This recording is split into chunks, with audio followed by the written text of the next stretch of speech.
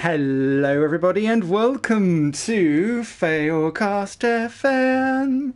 Oh, no, it's not really, is it? An FM, but F1 podcast with myself, Mr. Falkenberg, making it go wrong from the off. And alongside me, as always, is the superb and fantabulous Mr. Taco Extraordinaire, Definitely Zero. How you doing, mate? Pip pip, old boy. That weird noise you heard was me choking on my Red Bull when you fluffed the FM F1 thing. I was like, already, we're like 3 words in. Fantastic stuff. This is what we aim for. Yeah, this is the high quality that keeps people coming back year after year. This week's beverage is cranberry Red Bull. Wow. Which I must say is delicious. I know, I keep finding them. I keep finding all these other flavours keep popping up in my local shop. I did not know that was even a thing or anything. I'm impressed. We live in the future now, mate. We live in the future. We do. That's how it is. How are you keeping, though? Very, very well, thank you. Very, very well. Before we get cracking, I know you're the guy that normally does the F1 merch stuff, but just whilst it's on my brain, I'm sitting in my 2014 or 13 Force India Formula 1 shirt, complete with Kingfisher and various other things extraordinaires. In fact, it must be quite old because it's got Bridgestone as a sponsor down the side. Oh, yeah, you've done the time warp there, mate. I really have. That means it must be 2009. Yeah, it must be 2009, 2008. No wonder it was cheap. BTCC. Never mind.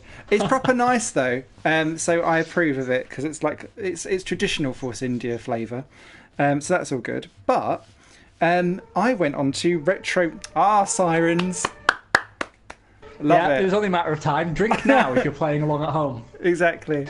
I went to Retro F1, which I think used to be called Badger F1 or something like that, where they still have Minardi and Jordan merch. So I've just bought myself a 1991 Minardi sweatshirt and a 1997 or 8, I can't tell the difference because there's no driver number on it, Jordan jumper. But what the best way to do about it, because they're 30 quid each, put them in your cart and open an account and leave it for 24 hours and they send you a code to say that something's still in your cart, here's a 10% discount to buy it now. So that's how you get 10% off. Good heavens. Good heavens. Helpful consumer advice here of all places. I know. Unbelievable. Incidentally, the McLaren are doing the same thing, so that's 2 for 2. That's double. Because I went to look at McLaren merchandise and I stuck a mug in my cart and the exact same thing happened. Like 20 minutes later, they were like, please buy, we need all the money we can get. Fernando is pouring us dry. But that is fantastic actually. There are some places, usually it's like eBay sellers who still have like older merchandise. Mm-hmm. And I have a real soft spot for that kind of stuff. And I've been looking for ages to try and find some Orange Arrows merchandise, but it's never come up. It's always been like men's sweatshirt in XXXXL. And you think, well, maybe a few pies from now, but not today. Not today. No. That website does have Arrow stuff, but not from that era. It's from the 80s. So it's that weird off-colour orange where it wasn't quite the good orange, if that makes sense. But they've just started stocking LaRousse stuff. So I'm like, so yeah, a couple of months' time I will be LaRousse as well. Hog's heaven, mate. Hog's heaven.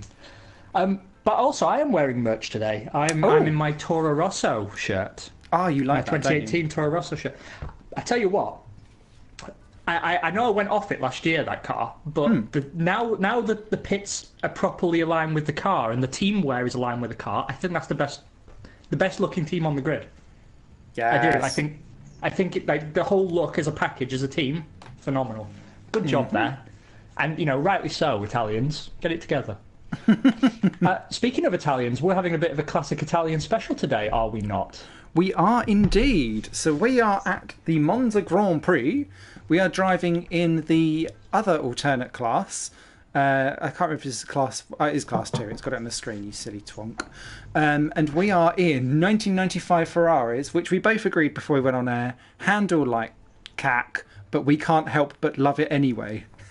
Yeah, it's the Lacy Burger Ferrari. It's got the gold wheel rims, which all Ferraris should have by law. It just looks phenomenal.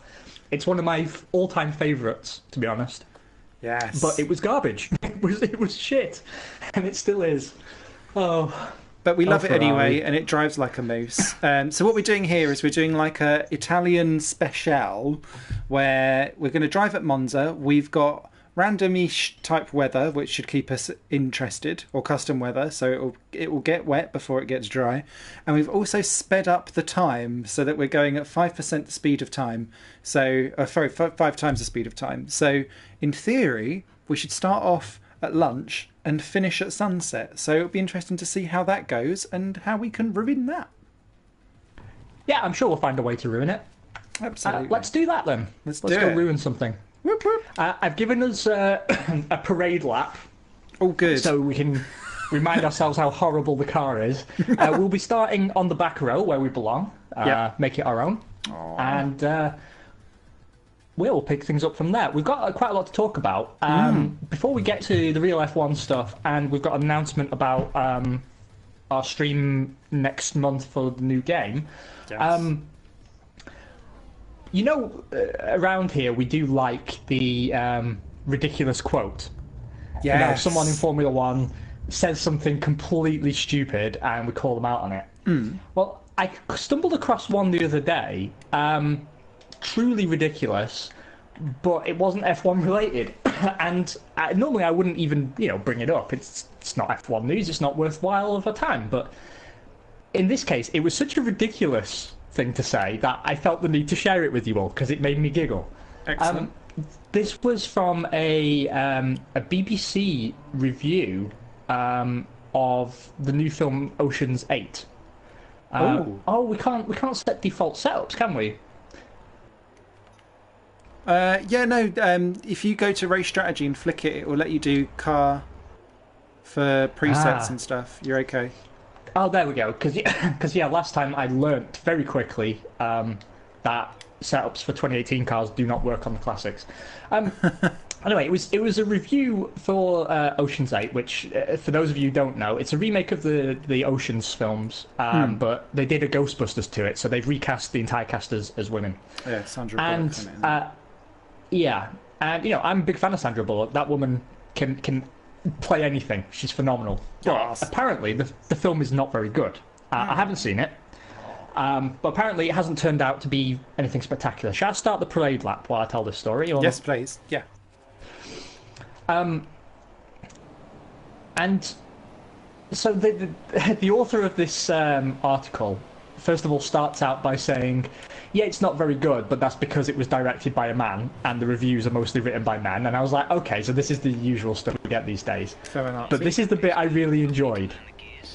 She said, the problem I have with it is that it's a very misogynistic film. It paints the women in it as materialistic, shallow, and as thieves. What? And I was thinking, it's a heist movie. It's a fucking heist movie. Oh, if they're not going to be thieves, what are they going to be? I promise you guys can go out and Google that. It's a legitimate article on the BBC where a woman says Ocean's 8 is misogynistic because the women in it do a crime. It's just the best thing I've read all month. Really? Phenomenal. Do you know, people like that should just be banned from being allowed to have an opinion because, oh my god. It tickled me no end. Phenomenal. Anyway, moving on. Let's get on to the real podcasty stuff. I just wanted to share that little anecdote with you. Obviously, the new F1 2018 game looks fantastic. We're both very excited for it. That is due out August 24th, so there should be another 2-3 podcasts between now and then. Yep. As is the tradition, we've been talking about taking launch day off and live streaming together for a good chunk of time during the day. And we wanted to let everyone know, so you can block your diary, call in sick, whatever you need to do, and we're going to review the balls off the new game. It won't be a usual format Failcast, where we talk real F1 news and opinion. This will be more us sharing our experiences with the game. We'll both be playing separately, so we won't be racing each other. This is we'll both start our career modes that will both be live streaming throughout the year, I'm sure. But we'll be playing simultaneously and sharing notes. You can hop between us and watch whoever you'd like to ride on board and see what. And hopefully we can provide some more useful consumer advice as to whether it's worth waiting for the game to be patched or if it's worth your money at all.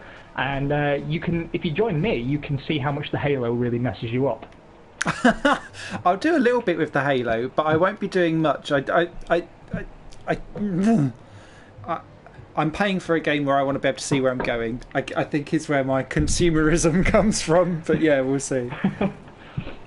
Okay. Not to flaunt your classical education in all our faces, but seeing where we're going is usually important in racing. Exactly. No, if I want to see the barrier that I'm going for. Okay. If you don't see the barrier, have you really crashed? Exactly. The guys up ahead really crashed, didn't they? Yeah, this is looking interesting. You stick your nose in there, mate. Go for it. Yeah. Oh. Yeah. What we see here is that I put all the slowest cars at the front of the grid. And that means they're concertinaing up into the corners. I'm hoping that this race goes better for both of us than the last one, although it was the most spectacular instance of us taking each other out that we've ever seen. That was amazing. Yeah, I mean, the chances of that happening. Ooh, you helped me out there. Oh, I'm pleased. I was really just driving very dirtily because some of these AI drivers get right on my boobs. Anyway, we have much real F1 news and opinion to discuss, and that's what we're all about here. I must confess, I missed the French Grand Prix. Yes, and I'm really annoyed about it. As you know, my health has been really, really, really crappy lately, and I just no fit state last weekend to stay awake to watch it. And I kept saying to myself, I'll just watch it on F1 TV Pro, that's what I'm paying for. But I'm having trouble with that service again, where it really just isn't reliable for me, particularly if I'm streaming to my Google dongle thingy, plug in your TV, watch the picture on the big screen. It's a working title, but I'm sure they'll come up with a better one. Anyway, so I haven't seen it, and I was disappointed about that because I thought the track, from the pictures at least, looked quite interesting. But I did also see on Twitter a lot of people complaining about the track, and I wanted to get your opinion because people on Twitter will complain about, well, anything. So what did you make of it? Did the track hold up well? I thought it did, actually. I was never... I like Manicore, but it never really provided great racing, and everyone basically kept on just saying, we should be there, but then forget that the time that we were there, everyone was like, this race is boring. It's just typical, everyone rose-tinted glasses and then forgetting that actually the best story about Manicore was Villeneuve's crash in quali was it in quali or race? Not race, practice in 96. Yeah. That huge thing. And Michael Schumacher doing a 4-stop strategy, so watching all the action unfold in the pit lane. So I take it with a pinch of salt. I think the main issue with Paul Ricard, if there's going to be a thing, is that people were memeing over the runoff areas where it's painted weird because they've got different levels of like fiberglass essentially in the tarmac. So the further you run off wide, the more damage it does to your tyres. And I actually quite like that as a separate thing. That's a good concept, I think.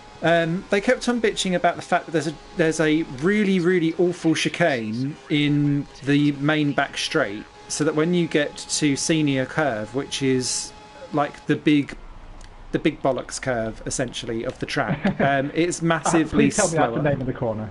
That would be amazing. No, it's just called senior, which is why I always think of seniors are older, they're bigger bollocks.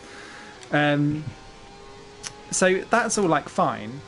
But that chicane provided so much overtaking that actually I think all is forgiven. But that what was difficult, I guess, to show to people, and initially I guess to drivers, was that chicane and other parts of the track there's like 250 configurations of that circuit, and what they hadn't done a good job of at all was to kind of close off the other configurations. So you'd arrive at the chicane and it was like turning the second exit off and the third exit off the chicane the other side.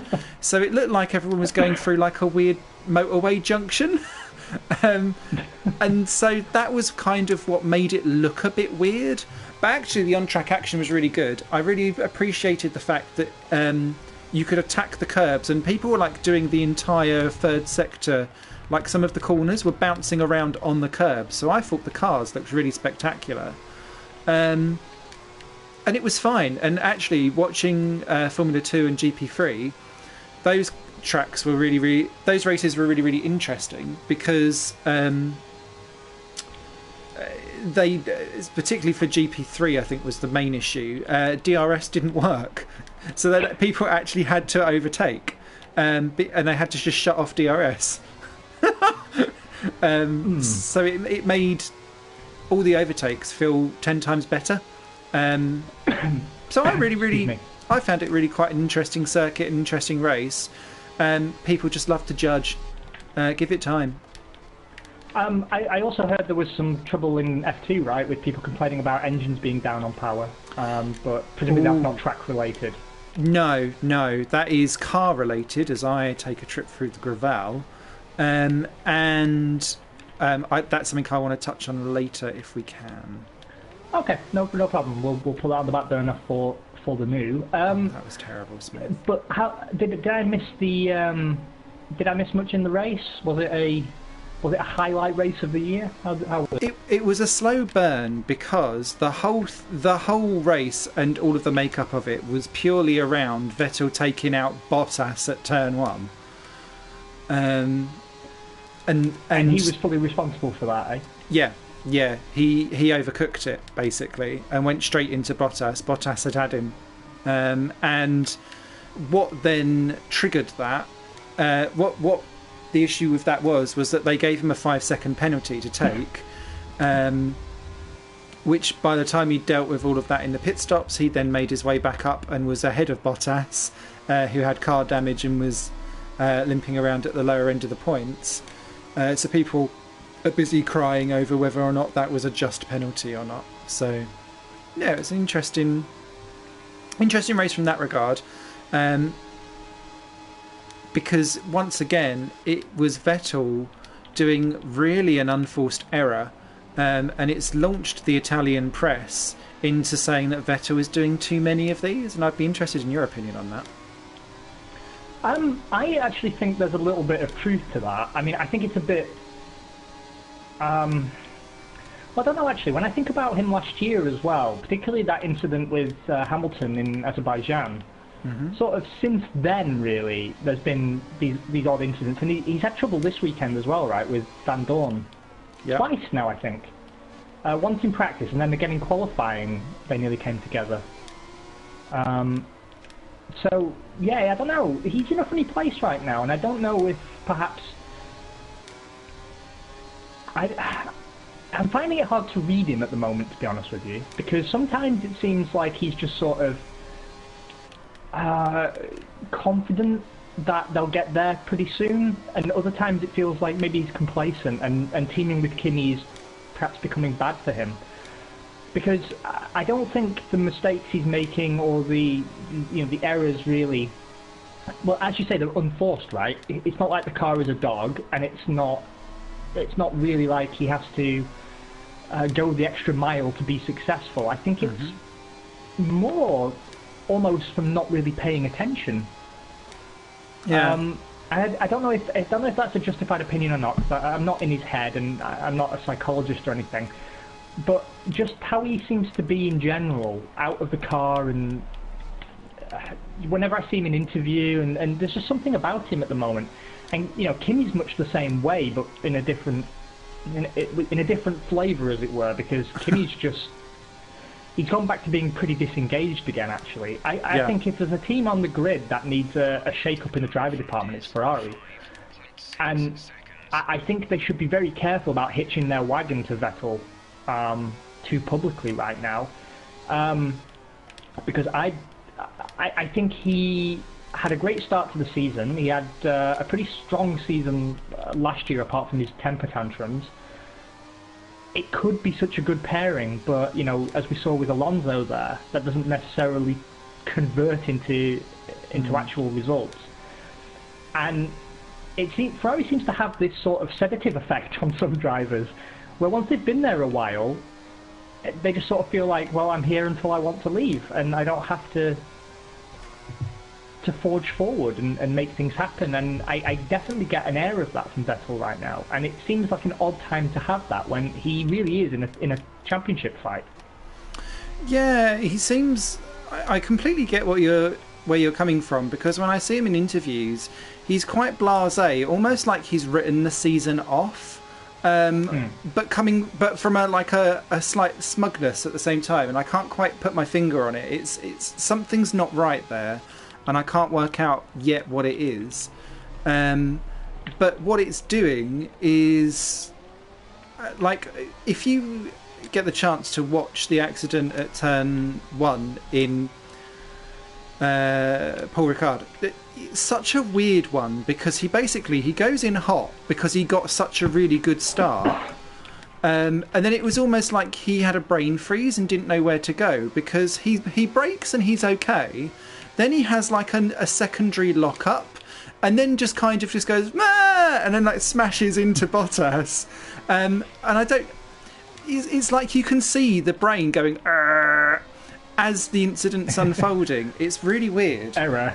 Yeah, and Mark Webber made a really interesting point in the Austrian Grand Prix build-up on Channel 4 today. And he said, Vettel is fantastic, but he's not instinctive in a way that some other drivers are, because he'll have gone in there having analysed that if this happens, I'll do this, if this happens, I'll do that. And because Bottas came round the outside of him and broke later than him and Hamilton, he hadn't prepared for that initiative. Clearly he decided that Bottas is passive and hadn't understood that. And it was almost like it caught him by surprise and he didn't know what to do. So he just went, "Ah!" and crashed into him. And I imagine guess he did make that noise as well. That'd been amazing. And I guess when I think about the times where he does brain freeze, they're all kind of things where the quote-unquote more unexpected things happen. So I wonder if there's a bit of truth to that. I don't know. Yeah, I mean, it's one of the few issues that I don't really feel confident in my opinion on, but it's just a vibe I've got from him. But you have segued quite nicely into something attached to that.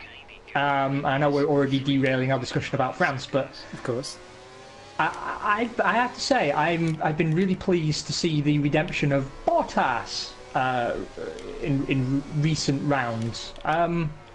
He certainly seems to have come a long way, and I wanted to ask you, in terms of France, did he look to be in good form should Vettel have not hit him? Yeah.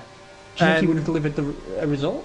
I think he would have kept Hamilton honest, and what's been really nice to see is... Oh, that wasn't nice to see, as I take a trip through Ascari's gravel. I feel like Bottas has been cruelly ruined of all of the luck this year because of the reliability problems that he's had and just the general disaster. I was very critical of his crash in an Australian qualifying session because it was just like, what a way to start the year.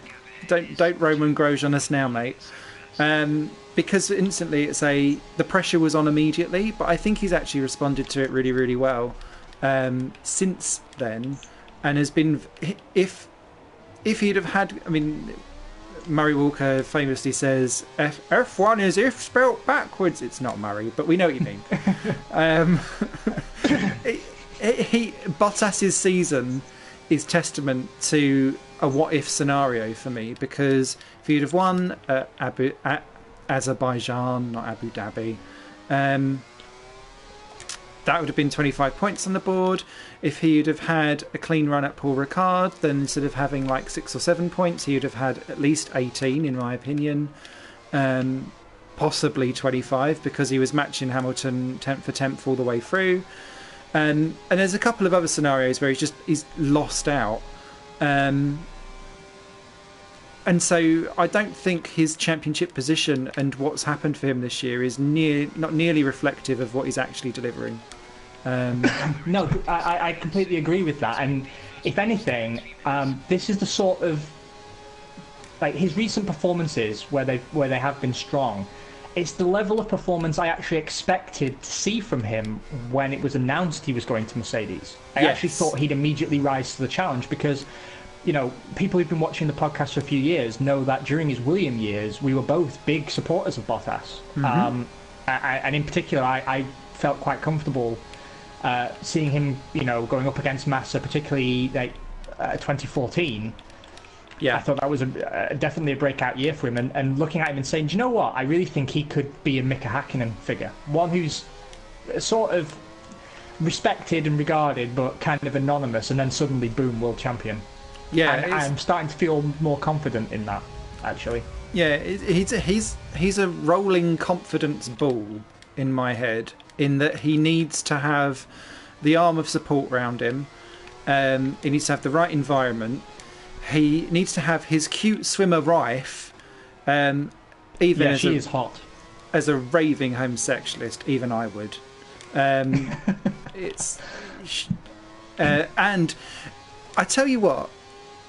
Oh, I had a weird graphical glitch there where the rain is now coming in and throwing out my sky. It is raining, actually. Yeah. This is nice. This is this 5 times speed coming into fruition. 5 times speed coming in. You've just stolen my fastest lap. You moose. I'm a cheeky rapscallion. You are. You have to tussle my hair. I want to see Mr. and Mrs. Bottas do that, you know, in Snapchat where you can do the face merge, because it looks like they already have. It does a bit, doesn't it? I was thinking that. I mean, what does that say about me? I feel like they've come from the same descendant line, so maybe their child will turn out like Montoya or something like that. I have just got the best glitch in this game. Ooh. Jeff has just come on the radio and told me your DRS is broken. See, it doesn't have DRS, Jeff. Oh, Jeff. It doesn't have. It's alright. He'll put you on dry tyres in a minute. Yeah, of course he will. Oh, that reminds me, actually, because that happened last race. Make sure I set the tyres myself, because... Oh, there's only dry and wet. Yes. So what do we do in light rain, I wonder? Straight to wet, I think. Oh, I can't keep it on the road anyway. Oh. I've been in all of the gravel chaps so far.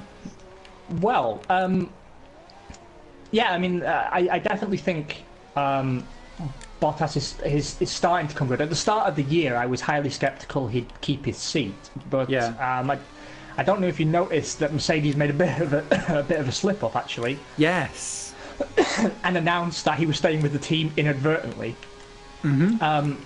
I actually think he deserves it. Like I was part of me was kind of hoping he wouldn't, just because I wanted to see the driver market shaken up a little bit. Oh wow, I really messed up that corner. I think I need to come in.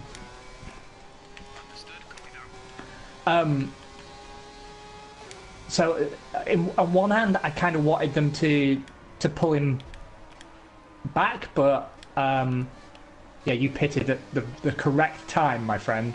I'm not in yet, but I'm on my way.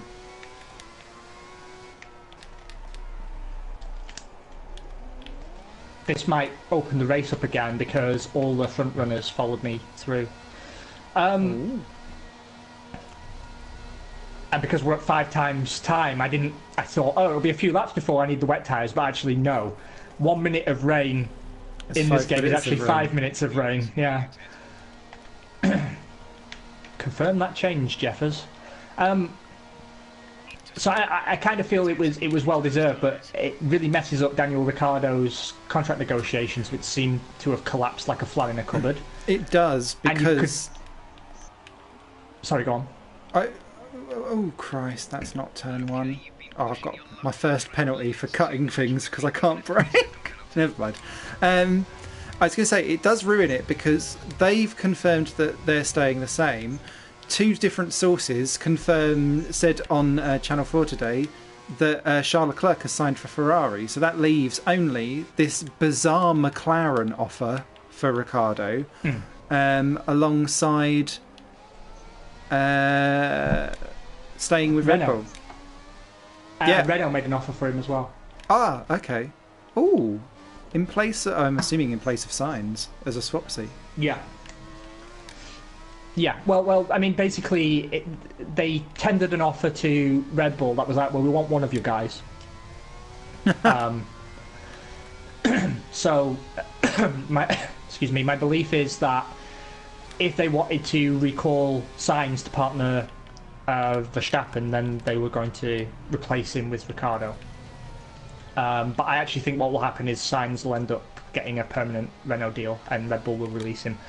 But I mean, that's completely turned around super quickly, hasn't it? Because just 2 weeks ago it looked like Ricciardo had the world at his feet.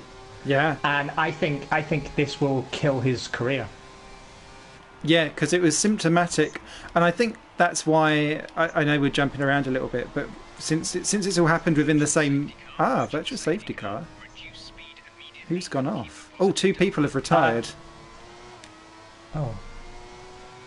I hate the virtual safety car. Yeah, give me a full one, please. Yeah, you're right, because it's completely changed the dynamics, because I think that's why there was such a huge load of frustration today in Austrian qualifying, where Ricciardo felt that he'd been wrong done because he'd basically been the drafter for Verstappen in all 3 of the qualifying runs. Now, Verstappen said straight afterwards that apparently they just swap race to race anyway, so this is a complete non-issue. But I just found that utterly fascinating. That's the first we've ever heard of it. Yeah, it's very out of character. It's the first time I've seen Red Bull get on the radio and say, just get it done to him. Yeah. Because normally he's very motivated. And it was odd because it looked like he was having a very cordial and happy conversation with Helmut Marko before he got in the car, and part of me saw that and thought, oh, well, maybe he's happy to stay at Red Bull. That's a deal. Yeah. But also, it's a very strange situation because Helmut Marko was speaking to the press yesterday, and he was saying, we basically have a deal with Ricciardo. He maybe wants a little bit more money, but, the driver market isn't working in his favour, and we want to keep the relationship going, but not at any price. And just the usual Helmut Marko stuff, basically making Ricciardo look like an arsehole. I really don't like the idea of Ricciardo re-signing at Red Bull. It does not appeal to me very much at all. And if I was him, I'd either take the money and go to McLaren, because I actually think that's quite an interesting offer, even though he won't get any success there, or you rain all over Carlos Sainz's parade and take that Renault seat and make Renault your own. I still think Renault is the absolute best place for him to go now, because otherwise he's doing a Perez, but for a different reason. Perez his career has been hamstrung by not capitalising on his chance at McLaren and ending up consigned to be forever Force India. Yeah. So he's kind of constrained by the driver market as well. If Ricciardo stays, it's already clear they're not going to match his pay to Verstappen. He's de facto number 2 driver, and that will be how he sees out his career.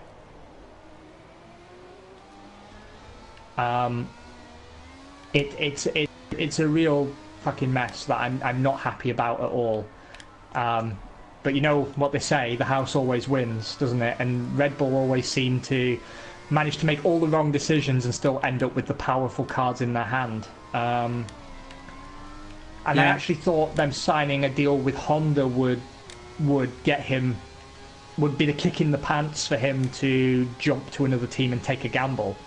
And he was even making noises like that. I saw him speak to Autosport and say, well, I really like what Lewis did with Mercedes. And I thought, okay, is he hinting that he's going to like a left field sort of option here? Is he going to pop up at Haas all of a sudden or something? But, you know, I believed it. From the way he worded his statement, I believed him that, you know, that is an appealing idea to him. But who even knows, man? There's so much that is stupid about the setup in Formula One right now. I mean, Ferrari taking a 20-year-old, that's completely unheard of since Gilles Villeneuve.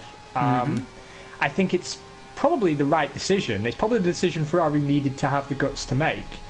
But it doesn't half mess things up elsewhere. You know, Bottas suddenly finding and closing that door, and you know that's the door that the closing of that door also closes the windows, doors, and you know skylight on Lewis Hamilton.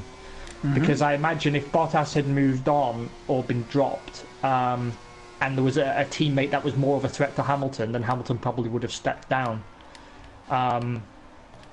Because the way Hamilton was talking about Bottas, it seemed very much to me that his decision was based on Valtteri's, at least tangentially. I don't know if it would have been enough to force him into retirement, but it might have been if someone like Ricciardo had come into the team, or Alonso out of nowhere. I don't think he would have tolerated it. So, you know, and also if Bottas had gone, there was a lot of talk that Ocon was going to get the seat anyway, and I don't know, it seems very strange that we have this glut of amazing young talent and they've already started to have the dibs on all the top seats, and then you've got these poor drivers like Ricciardo, Hülkenberg, Perez, Magnussen, who've got a few years under their belt, look to be in very promising form and have a lot of potential to become front runners and, you know, strong contenders for the championship, and they're just never going to get the chance because they've somehow stood still while moving forward. I get what you mean, because it's and I guess I don't want to try and blame it as the Verstappen factor, but it's almost become Formula Fetus, because it's so focused on getting the next new young blood in. But actually, there are people there. Like, if you're succession planning, it should be your Hulkenbergs, your Perez's, Kobayashi's if he was still around. Those kind of people that would have had X amount of time in Formula One. It's now their time to kind of step up, and traditionally that's how it's always been. But the Verstappen, the Mark Webber trajectory. Yeah, absolutely. Where you earn the right to be at the front. Now, obviously, talents are going to always be like a kind of one in a generation, and Verstappen could be argued as one. Leclerc could be argued as one. I think Ocon is tickling the ballpark of that as well, and Gasly's not far behind.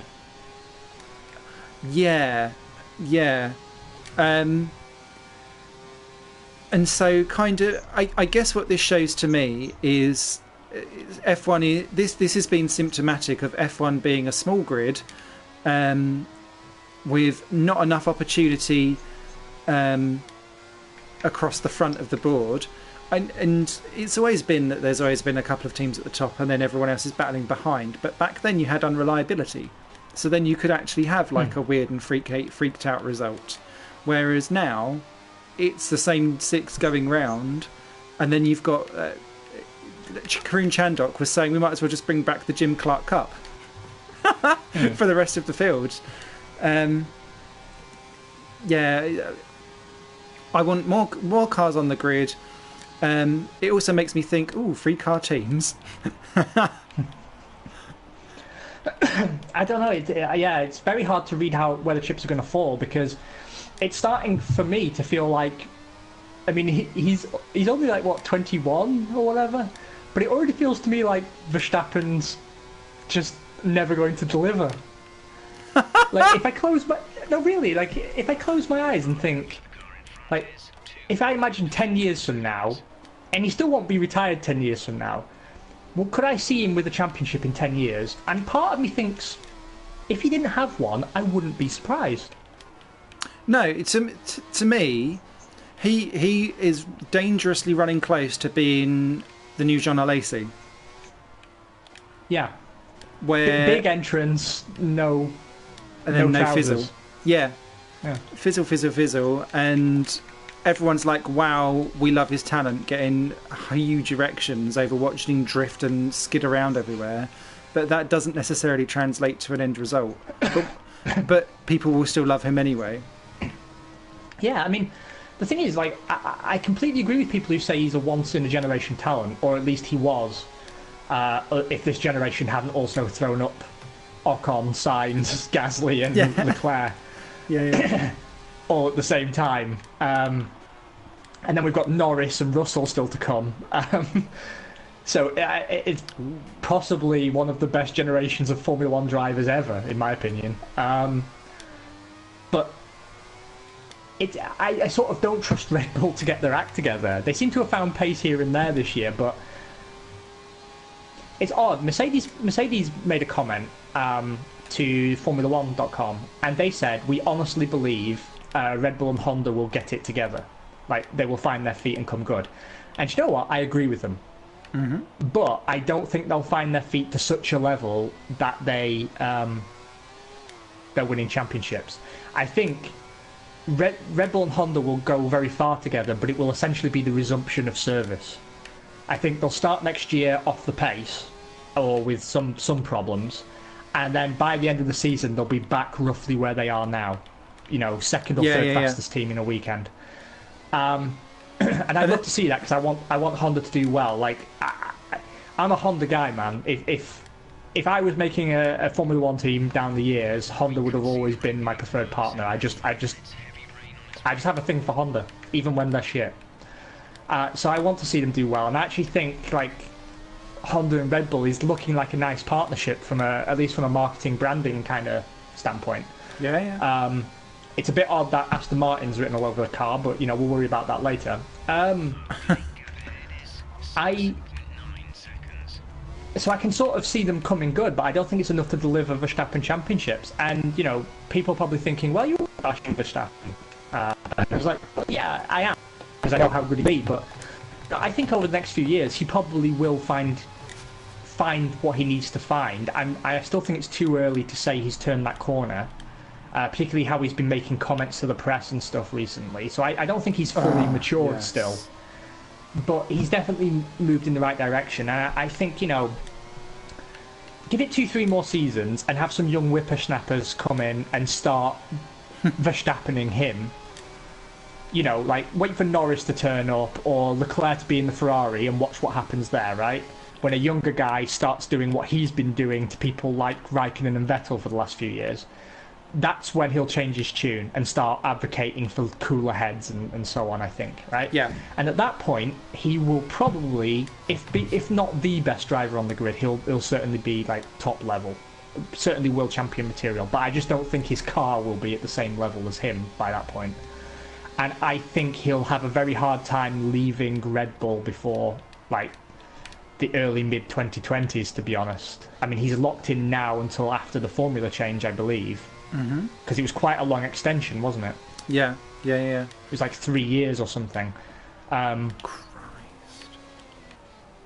And I think he might end up doing a Vettel, that he stays for a few years and then suddenly, right, I'm off to Ferrari or whatever. I could see that happening. He may even replace Vettel one day. Yeah. The interesting thing is, then, does he have the chops to go against Leclerc? And I'm relishing the idea of that battle. But we're going off into the long grass a little bit. It's just that we have to kind of meander in our conversation a little bit, because all these things are so intimately linked. Yeah, like, absolutely. It's a complete domino effect. Like, one decision, one bad day in the office, one bad mood, and all the dominoes fall. And I think how quickly things have turned around for Ricciardo is a perfect visualization of that. Yeah. And And I think that's part of the reason I'm so reluctant to see the sport change too drastically, because it's already changing. Every 3-4 days something's coming out. I mean, why don't we discuss Leclerc again? Yeah. Because branching off on a tangent, and again, this is still related to Ricciardo's career and so on, but Leclerc continues to impress me. I like him more and more every round. Mm-hmm. I think I've gathered so many penalties because I can't brake for that shit. He's got such a level head on him, and he gets better and better. And it's funny that he picked up a point in France and was then critical of his own performance. Yeah, shows how far that's come. Yeah. But the fact, that he's always giving credit to the team, he's always taking responsibility for his own mistakes. He's showing, genuine talent, level-headedness. He's very modest, and I think that's such a great mindset to have, particularly if you're entering a team like Ferrari. Like, I don't begrudge him that Ferrari seat at all. Normally, I'd be ranting and raving that he's only had one rookie year. But usually, when rookies are connected to a big drive after only a year, they don't have the right mindset yet. And he just seems to have come into the sport with the right attitude. He just doesn't seem petulant. He credits the team. He appreciates and values what the team does. And I think he's been a breath of fresh air at Sauber. I'm sad that Sauber are going to lose him. Yeah. And I believe they are. I don't think this is... I don't think this is just rumour and hearsay. I really do think he's going. What interested me about this whole thing was I also read that there was an offer on the table that Ferrari wanted to take him from before Belgium, and they wanted to give Raikkonen in return. No. Yes. They wanted to do a seat swap with Raikkonen. I was thinking, what is possibly in that for anybody except Ferrari? It makes Raikkonen look ridiculous. It's not going to help Sauber. It's not going to help Sauber at all. It's not going to be interesting for the fans, because guess what? A near 40-year-old man is still taking up a seat that a young and interesting driver could be driving. It's probably good news for Merrickson, because suddenly he'll be the star of the team again, because I actually think he would outperform Raikkonen at this point, because I don't think... No, I genuinely do, just because it's such a drastic change from what he's been driving, that there's very few Carlos Sainzes in this world that change team mid-season and are able to be competent. I've almost never seen it done. Fisichella going from Force India to Ferrari mid-season, and then making a dog's ear of it. And I still don't think that reflects badly on him. It's just, I've never ever seen it done apart from Sainz going Toro Rosso to Renault. I've never seen a driver adapt and develop a car and then change to another car and just figure it out. It just never happens.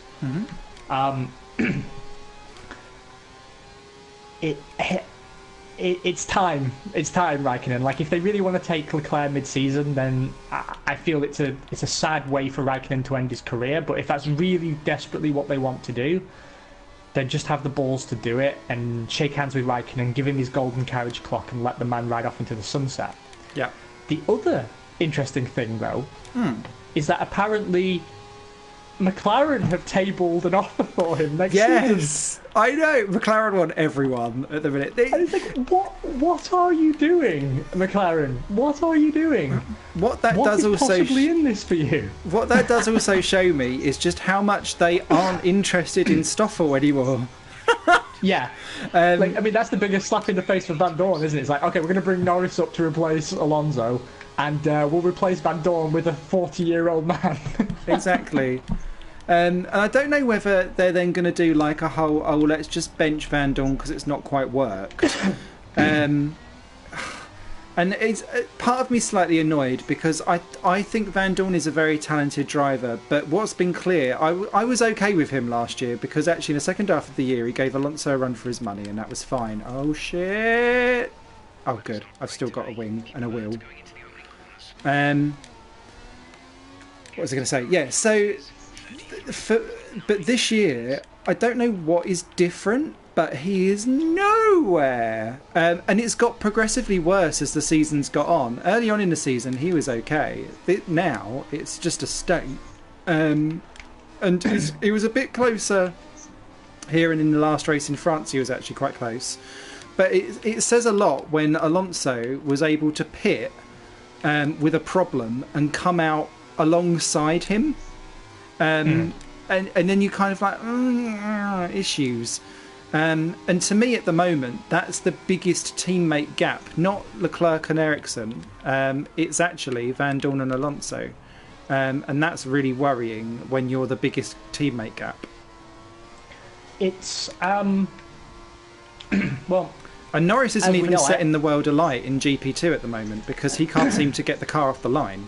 So, like, that's not a ringing endorsement for them, even if Norris comes in as alongside and they're like, hey, Van Dorn, you're not even the team leader anymore because we're putting our help into this guy as well. Yeah. I don't know. It's funny, right? Because there's two things from this that I want to and again, with branching out. The first thing is that Autosport put out an article.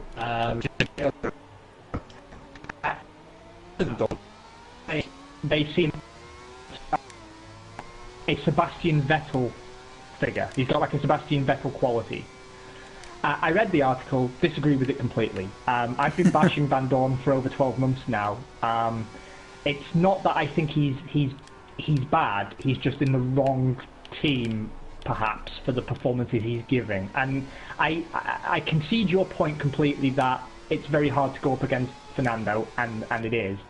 But he is just not good enough at the moment, or in recent memory, or basically since he entered the sport, in my opinion, to rebuild McLaren or be worthy of the heritage of that team. If this was the 90s, in my opinion, he'd be a Prost driver, a 98, 99 Prost driver, or a Jordan driver. Do you know what I mean? I think he needs to be in a different environment to flourish. Mm-hmm. I fully believe there's a capable F1 driver in there, but I don't think McLaren are going to extract it, and he's doing himself no favours. And so he is definitely, he's a Massa at Ferrari 2013, in my opinion. Yeah, I get what you mean. Yeah. And it's time.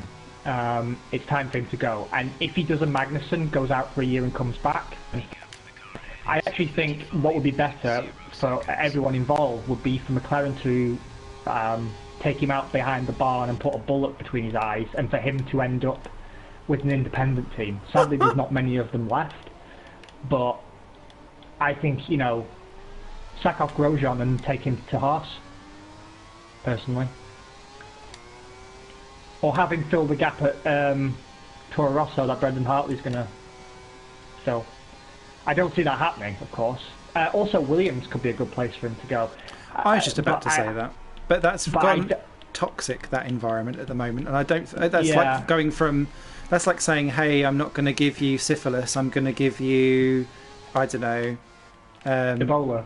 Yeah. I was trying to think of another STD, but my mind had gone blank. I don't know. I have sympathy for Van Dorn, so when I bash him, I don't want people to think that I really think he's a ridiculous figure or anything, but I feel the need, because it's a podcast, I do feel the need sometimes to kick him while he's down a little bit and try and inject a bit of humour into it.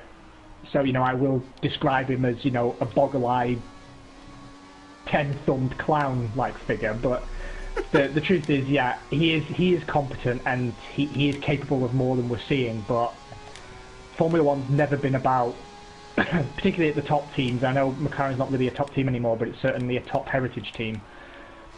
It's never been about dead wood. And that's why Maldonado always annoyed me, and it's why I was more than happy to see Butterfingers Palmer, riding off into the sunset to handle a microphone instead. It doesn't matter if he drops that. it's just it's not the place. It's not the place, and I don't know if they promoted him too soon, or what. Because when he had that single race deputising for Fernando or Button, whoever it was. Yeah, Fernando. Picking up points, I was like, okay, that's a very, very respectable showing, and I'm keen to see what you can do. But since then, he has just not tickled me even remotely. And all this comes at a time where John Barnard, who is one of my top 3 designers of all time, I've got immense respect for John Barnard. I think he's a fantastic figure in Formula One. And he said that he thinks McLaren is dead and just hasn't flatlined yet. Which is basically what you and I were saying last episode, actually. Yeah. He said that he doesn't think McLaren have the balls to make the changes they need to make, and that it will kill the team. Which is what we were predicting as well. I respect his opinion immensely, and I don't think it comes out of a place of... I mean, he's not a journalist, for one thing. He doesn't care about clickbaity opinions. No. He's an engineer, and he's a very experienced Formula One figure. And I think he's completely correct. Not just because I'm a big fanboy of his, I just genuinely believe his opinion is right.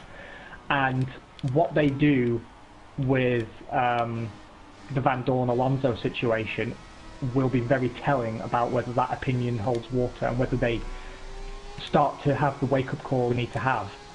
Everything about that team is wrong now, in my opinion. The management structure is Byzantine and just confusing and stupid. The diversification of the business has been very damaging to them. I think this going into IndyCar, going into World GT, trying to become a car manufacturer, it has damaged the focus on Formula One immensely, and that's also something Barnard talked about. He recalls talking to Ron Dennis in 14 or 15, and he said like all Dennis was talking about was the car division and like all these side projects, and he said, but Ron, who's looking after Formula One? And he said, well, I've got a manager for that. And he's like, if you don't give it its due attention, you're not going to get anywhere. And he also said he blames Martin Whitmarsh a little bit for what's going on now. Like, you're reaping the what Whitmarsh sowed, basically. Yeah. But there's talk of him coming back, isn't there? Yeah, which I don't believe for a second, actually. No. Because I think he's too much of a tainted figure now. And if they do bring him back, then the team really is dead. It's just a mess. Everything about that team is wrong right now. I think the car looks awful. I hate that livery more today than I did when it launched. Oh no! I liked it in one night race. I saw a photo of it at night, and I thought, okay, it looks quite good at night. But do you know what? A lot of people you take home from the nightclub look good at night, but when you wake up the next morning, you think, fucking hell, what have I done here? It's a big plain slab of orange with nothing broken up about it, and then it's accented with blue. And if you were pairing colours, I just don't think anybody would put orange and blue together. They are on the colour wheel for summer. I promise. No, I disagree, Fashion. I disagree. It just does nothing for me. The car seems to be, well, terrible, quite frankly. The Honda decision that we've been calling out every episode since they made the decision was a stupid decision. It still is. It's been a stupid decision every episode since they made that decision. It still is today. The whole thing needs ripping up. And I hate to say it because I quite like Zach Brown. I think he's done some things correctly. But I think it's time for him to go. I think Bouye needs to go. I think he needs to go. Yeah. I like Zach Brown. Fernando, he can stay. I think Fernando needs to go. And I think Van Dorn needs to go. And I don't think the answer to these problems is Kimi fucking Raikkonen. No, exactly. To me, that to me is a marketing decision more than a driving decision, and I think that is showing why there is a marketing man in charge. Maybe that's why there's so much wrong. But I don't think it will do them any good from a marketing standpoint. All that will happen is if they announce a 39, turning 40 next season, year-old driver as the lead driver of McLaren, all that's going to do is set Twitter ablaze with people criticising that as the stupidest decision they've ever come across. And the only thing that would be worse, in my opinion, is if they go ahead and step up Kubica. And you know what? At this point, I don't put it past them. But sorry, mate, I cut you off. Please.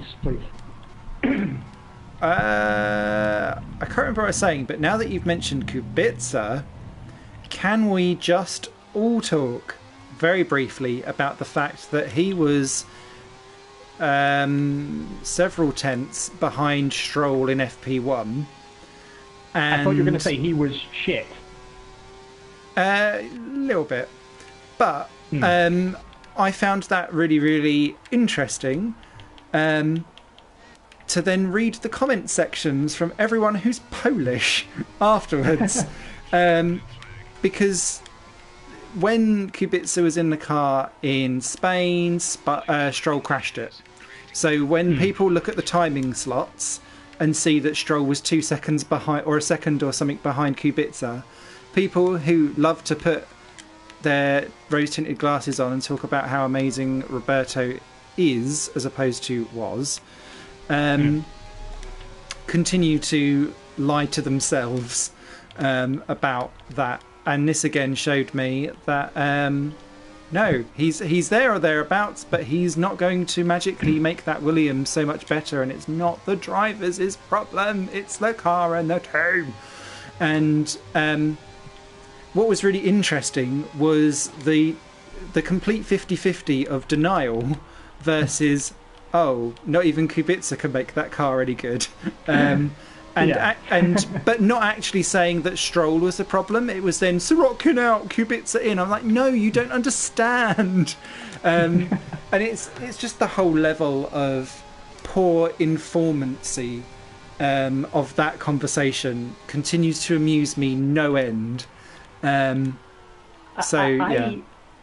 with you 110%, and I want to say that I've actually developed a genuine affection for Sergei Sorokin, because I've been trying to get my money's worth out of the F1 TV Pro, and occasionally I open the app on my phone, and I've been watching some footage on board with him.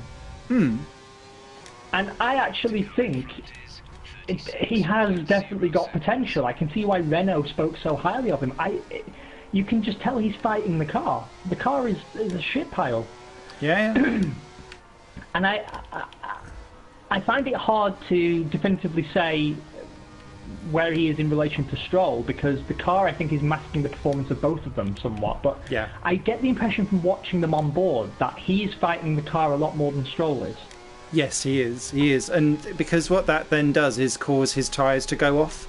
And this is his whole issue that he had in the earlier races around needing extra pit stops to sort out tyres. A bit like what Stroll went through towards the end of last year, where he kept on the problem with Stroll was that he was too heavy-footed and aggressive, because that's the type of cars that he came from beforehand. So he would flat spot tyres because you'd be able to get away with that in lower Formula E, and you can't in Formula 1. Sergei is used to wrestling cars around like animals. Oh Christ, how did you manage to find the gravel in Parabolica, Simon? Anyway, I didn't even know there was any. What was I going to say? Yeah, so consequently, I think pace-wise, Sorokin may be faster. And once he dials in the car a bit better, I think that would be great. Oh, no. I've lost my front wing. No! Are you in the lead, it's okay, by the way? Yes, I am, mate. I thought you'd left and not by a small amount. I don't know where I found the pace from, but I just... You'll have 2 laps on me soon. I've lapped you? Yeah, you've more than lapped me. Oh, safety car's out. Oh, no. This is a good time to pit then. Yeah, have your front wing, mate.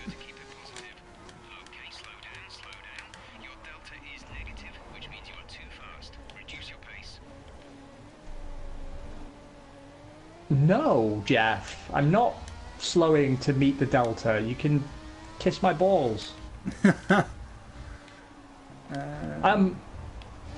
Yeah, I really hope Sorokin gets a chance to show what he's actually capable of.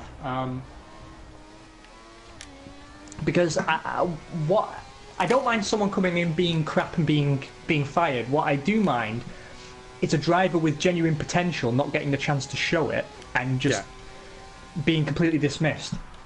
And my go-to guy for this has always been, Robin Frins, actually. I mean, he only got to test Formula 1 cars, but the fact that he ended up in Formula E because no Formula 1 team would take him on, that to me was a great injustice. Exactly. I think Now he's in DTM. Yeah. I think Felix Rosenqvist's going to be another one. Yep.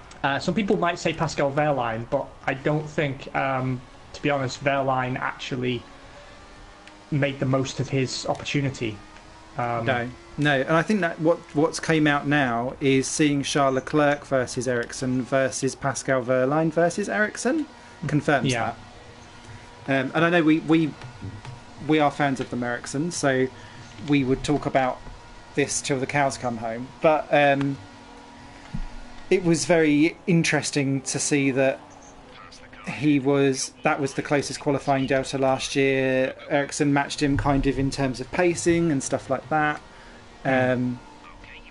So yeah, it's they had the smallest teammate performance disparity on the grid by any statistical metric. Yeah. And yeah, it's funny, isn't it, how what should have happened there is either it boosts everyone's opinion of Merrickson or it slaps down everyone's view of Wehrlein, and neither has happened. Somehow Ericsson has managed to come out of it still being the dickhead, and I cannot fathom how that is. Yeah. And I feel a bit sorry for Ericsson. Because every week I still see people on Twitter saying, well, he needs to be fired. Look, Leclerc's wiping the floor with him. It's like, you're missing the point. Leclerc should be wiping the fucking floor with him. Yep. He's supposed to be the next big thing. And when you say wiping the floor with him, I mean, given their relative talent levels, I still think Ericsson's doing a pretty solid job at the Sauber. Yep. Indeed. I mean, he's been 11th quite a few times. And, was out of the points through factors beyond his own talent, to be honest. So I actually hope Sauber hold on to him because I think he's doing a respectable job for them. Yeah, I agree, actually. And this goes back to my need for bigger grids, and I was saying this every opportunity that I get to in an F1 fan voice in the comment section. I'm like, bigger grids, because we need benchmarking talent, for which I consider Ericsson one of them. Where you know that someone is the respectable driver and can bring the car home and is all very well and good, but you need to then be able to benchmark the talents against it, because otherwise you've got and it sounds a bit counterintuitive, because otherwise you've then got big talent going up against big talent, and then one will always lose. Or if they in the case of your Verns and Kvyats and people like that, everyone loses, because if you've got two great talents that go side by side, and I think this is what we are potentially in danger of with Hulkenberg, Sainz and Perez and Ocon, is that if they continue to all just match each other, none of them will progress, because no one's wiping the floor with each other, because all four of them potentially could all be the next big thing. Yeah. Does that make sense? The Toro Rosso dichotomy. Yeah. And so how do you then... you need the Ericssons of this world to be slightly, not behind, but they're a known quantity. You know they aren't going to be the world champion, but they're a good tryer and they can bring the car home and not be a nuisance, etc., etc., etc. That's where you can really see the difference, in my opinion. And for them, you need teams that's their bread and butter. Yeah, the development teams. I've got nothing against there being B teams and C teams, because it's always been like that, and that's how you get drivers in and up the order, and that filters down to your GP2s, your Formula 2s, GP3s, FIA Formula 3, that kind of stuff. It all makes perfect sense, because then you've got a proper feeder going in and up from all different areas. Because when I look at Formula 2 at the minute, something that I wanted to talk about specifically, we've got a massive car problem, and I know you alluded to it earlier with Arjun Maini having his like meltdown on the radio, whereas you guys aren't supporting me. So we're going to have a situation this year with the new F2 car where the championship is going to be decided just as much through reliability of the car as everyone else. And even on this fence, where the car can't get off the line, clutch problems, engines aren't running at full engine mode, or like running, everyone's getting like huge disparity, and loads of drivers are kicking up about it. So what are they going to do from the next race? And they are going to, because so many drivers keep stalling on this grid, next couple of weekends, they're all going to start behind the safety car. How stupid is that? Louis Delatraz, who follows me on Twitter, I can't believe this is still a thing, tweeted out that this is absolutely ridiculous and not the way to go for motorsport. And that actually he implies that it's different teams trying to get performance out of a car that's not there and fiddling around with default settings, and therefore that's their own fault if they're conking out or ruining the engine, so on and so forth. So you're going to be so proud of me. Oh God! Sorry to cut you off, but I have lost 2 positions under the safety car. What? Because I broke incorrectly, and some guys got past me, and when I went to overtake them again, it was like illegal overtake. Give those positions back. So I went from second. I went from second to 4th. I pitted under the safety car, so I'm now plumb last. No. I just realised that this episode's going to run super long now because the safety car will not go in until the queue is reformed and everyone is like miles behind each other. Sometimes it does it for 4 laps and then it will let people go anyway. This is good though, I'm saving fuel. Oh shit! Oh no, you're out! Yeah. What have you done? I got a warning that I was too back in the safety car, so I put my foot down, and then the guy in front of me broke and took my wheel off. Oh Christ! What a dickhead! I could have won that race. It's all right though. I can go on board with you, and I can do talking. Are you all right? We can do a quick race elsewhere if you wanted. No. It's fine. It's all good. It's all good. Wow, there are like 4 DNFs, 5 DNFs. Safety car in this lap. I believe you. I believe in you. You can redeem this for us. What, from last? Whatever I've done on the setup, I've not been able to turn in corners in the wet. I was fine in the dry, but the wet is awful. So I just go straight on at all of the chicanes and corners. I've been terrible in the wet. So this needs to get dry quick. Liz. It should do, and the sun is starting to go down a little. It's not very dark, but... well, you touched on it very briefly, the F1 fan survey, which we do like to remind people to take. Have you taken the most recent one? There was one that came out this week that I've not done. Okay, well, let me tell you about that, because I really liked that one. The latest fan survey is actually about teams. Ooh. I think I might have done this one, but go ahead. That's very unusual. It was a longer one than normal, and normally they don't really give a crap about teams, but I started out by asking you to pick your favourite 3 teams, and then out of those, your absolute favourite. Yeah. And there was an option for I don't care about teams. Yes, I spotted that, yeah. Which annoyed me. But first of all, that actually surprised me, my answer, my favourite 3 teams, because I really thought about it. And I was like, what are my favourite 3 teams? And I ended up picking, for different reasons, I ended up picking Sauber, obviously, Toro Rosso, and Renault. Ooh.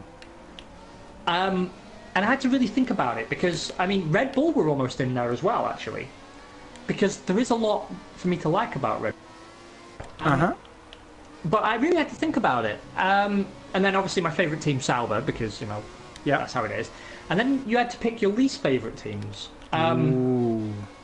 And, you know, for me it was Haas, Mercedes, and... who did I pick? Haas, Mercedes...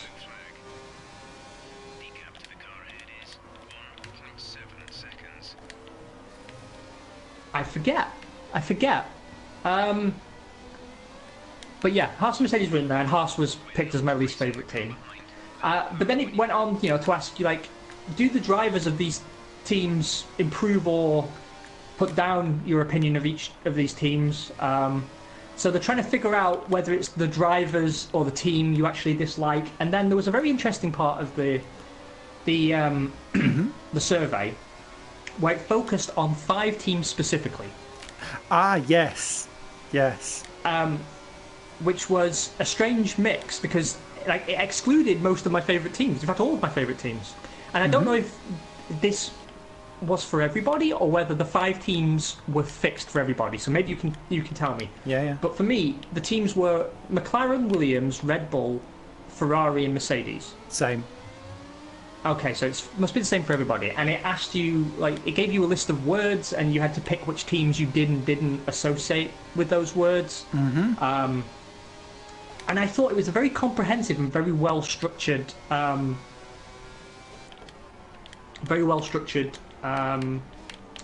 survey. What concerns me is that, given how reactionary the fan base is, I imagine that particularly Williams are getting a real kicking they don't deserve. Yeah.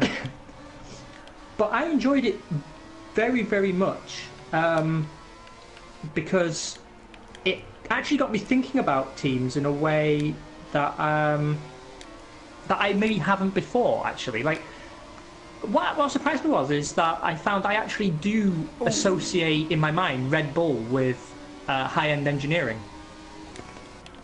Oh, and I right. thought, when did that happen? Because, you know, usually I think of them actually as a marketing company even before a drinks company. But when I actually think about Red Bull now and I think about all the stuff they do, a lot of it actually is quite high-end engineering. And I thought, yeah, do you know what? Like, if Red Bull sold, I don't know, if they made a road car themselves or they sold a piece of machinery or a hand tool or something, I'd actually expect that to be quite well machined. Yeah. I think that comes out of having... So, I think I chose the same thing, but I chose it because in my head they go on and on and on about how terrible their engine is, but their cars by Adrian Newey have to make up for it and always go around well-engineered circuits. So I blame the poor performance on everything else except for the Red Bull car. Yeah. So, yeah, maybe that's how they've done it. Maybe it's like the contrast phenomenon. But yeah, it's it's very interesting to me that, you know, they also asked you, like, you know, prestigious, and I thought to myself, do I consider Williams prestigious? And it's a very specific word, because I think I would consider them venerable, but do I consider them prestigious? Like, has enough time passed now that actually it's not a prestigious team to be involved with? It was very difficult. And then, like, you know, trustworthy and fair play and stuff. Ooh, and yeah. I was like, I chose none that was for actually kind of a hard one. Me too, actually. But what surprised me is I don't generally like Mercedes, but I did tick them for fair play. Yeah. Because I do actually believe they want to have a credible competitor. I genuinely do believe that. Yeah. They still They want want to to win, of course they do, but they want the win to mean something. Yeah, and to be at a small margin. And that's why essentially I really like Toto Wolff, because you can tell that he's a racer. Yeah. And so for me, I really want to see what comes out of this survey, And I'm curious as to why they did it. And given the teams they selected, I wonder if they're trying to find an excuse to mess with the heritage payments. You just beat me to it. I came away from that survey thinking exactly the same thing, because for me this was around these are all the other teams who get the heritage payments pretty much. They're also the historical names of, so it's how much is there in a name, and I wonder if they're sitting there masking how much of that is different between Ferrari and the rest for that money that Ferrari get as a bonus. Exactly, and I'm curious if actually they if also they're trying to make the case that teams don't matter. Oh really? And go that far? I'm kind of wondering, right? Because let's say they seem to be gearing up for some huge change, right? You and I have been agreed on that for some time because of the way that they're, they don't seem averse to the idea of dropping Monaco, and they seem hell-bent on sprint races. Yeah, I think that's a given, sprints.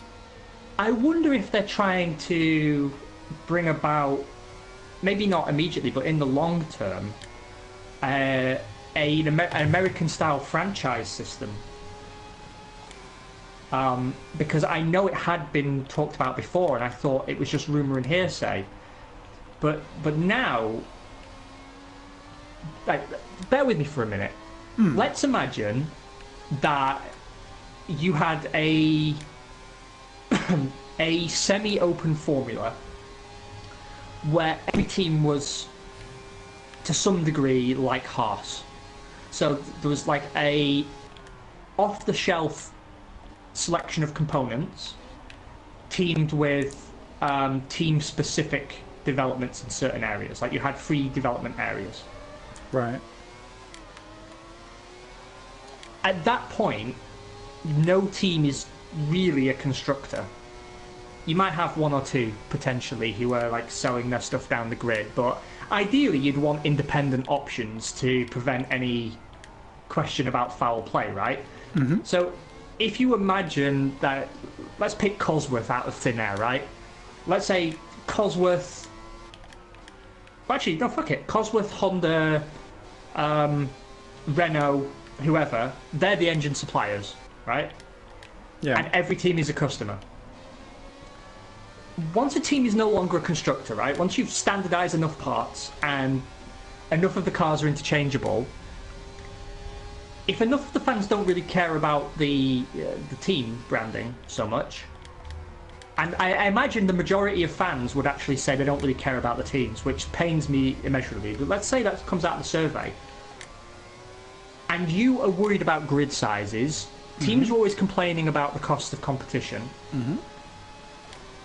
I think you could make a case for yourself to say, okay, we want 24, 26 cars on the grid, so we'll create 14 team licenses. Every team pays the same to enter. They have access to the same standardized parts, and they have a budget cap for the 3 areas of development. And we don't care who has it. It's a franchise. Kind of like how, I mean, the Enstone team is a good example of like the franchise model, right? The team essentially stays the same, and the name over the door changes. As teams go out of business or run out of budget or whatever, the team stays as a going concern, like the operational side, and you just sell it on to someone else for this flat franchise license fee. It's the model that they use in a lot of American sport, where Detroit has a team, and that team is just the Detroit team, and you can buy a license to operate it. I wonder if that's where they're thinking of going long term. That would make me very sad. It would make me very sad too, but I just don't trust them not to do it. And given how they've been quite open to the idea of helping the teams compete a bit more, just the way they're looking at teams under a microscope like this, and how they've constructed the survey. The interesting thing as well was the question: how likely are you to pay for access to a team-specific service? Yeah. And I thought almost nobody is going to give that. Yes, I'd be fine with that. Yeah. I actually surprised myself and said like I was between 3 and 4, because like if there was a service that offered me something interesting that enabled me to support Sauber financially, I'd probably do it. Reminds me That's a bit why of the... I kind of miss.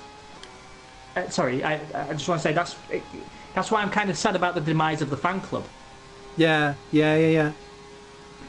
Yeah, it reminds me a bit of, and I suppose you can trace back this whole how much would you give for team content and stuff, all the way back to the Caterham Kickstarter to get them back on the grid for Abu Dhabi. That worked well as a cause and raised loads of money. I know that was specifically to see them back on the grid as a race, and to give us, of course, the debut of Will Stevens. But Captain Will Stevens. Oh, yeesh. I don't know where he's up to these days. Christ, I can't drive at all. What was I going to say? It's interesting. So I ticked that I would not want to pay for any specific team content because I feel like that should be included as as part of what you get with F1. If you F1 TV Pro, yeah, exactly. And the way I'm not going to pay for 11 services when I already have to pay for the privilege to watch your sport anyway. They stop raising the barrier of entry for me because that will turn people who are more casual away. That should be part of the content. Now you're going to get things like that McLaren documentary. I really enjoyed watching that. But why wouldn't, if I was paying for the F1 app, that kind of stuff should be in there, not through Amazon Prime. No, I agree, but that's what they said, right? They wanted to build F1 TV Pro eventually into like a Netflix service for Formula One, where you had your classic races, and they wanted to have documentaries, news shows, podcasts, all that kind of stuff. So we're still waiting for the phone to ring, obviously. Obviously, but yeah, for that in that service, then take all of my money. Well, not all of it, but I'd be willing to pay for, and actually, I'd probably pay more than what I'd really be willing to probably say, because depending on the content, and I'd need to see some like previews of what's on there. If it's some shoddily put together stuff, like because when that came out, it immediately made me think of. Did you see on the F1 YouTube channel the Will Buxton travelling around all the F1 French circuits? I did. Great in principle, but shoddy in practice because he went to them all. They're all closed. So he just went up to the front gate and went, and here we are, and then moved on. And as much as I love a bit of Buxton, if that's the quality that they're... could he? No.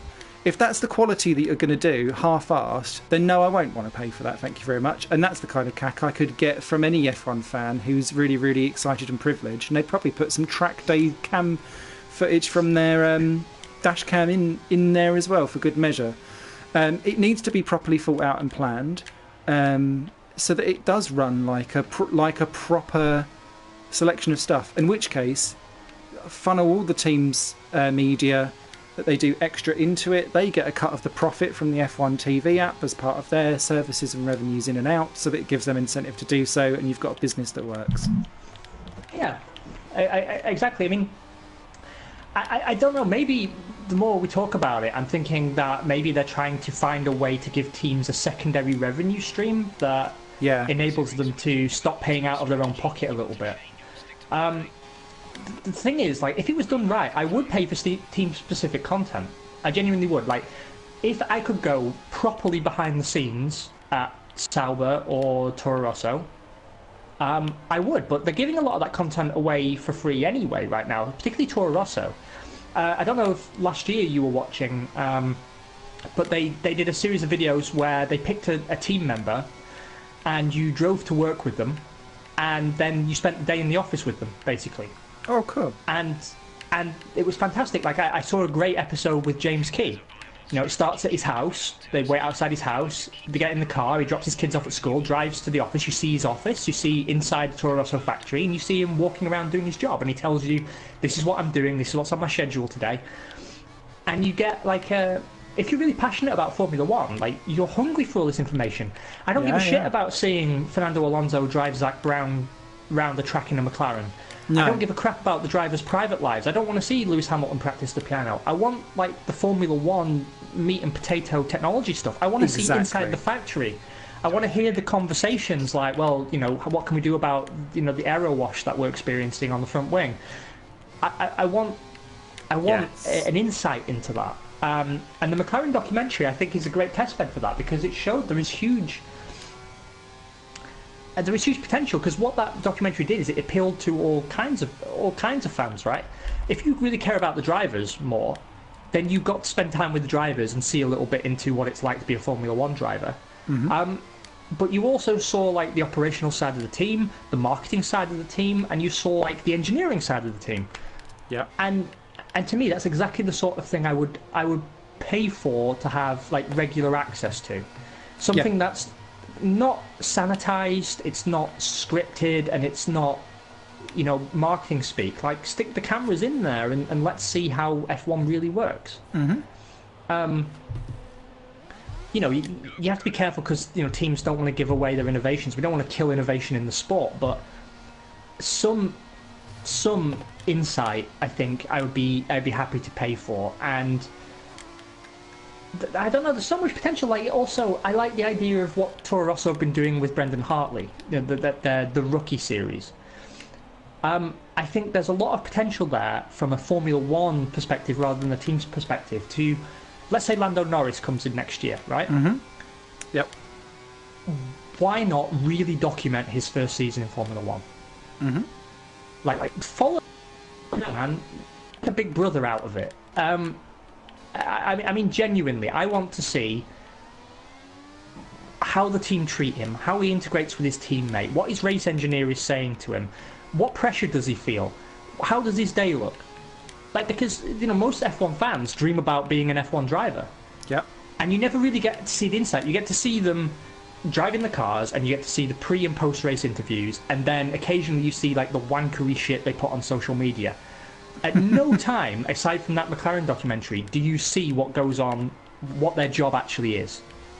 Because a lot of people think, well, they're millionaires, they turn up, they drive cars, they go away.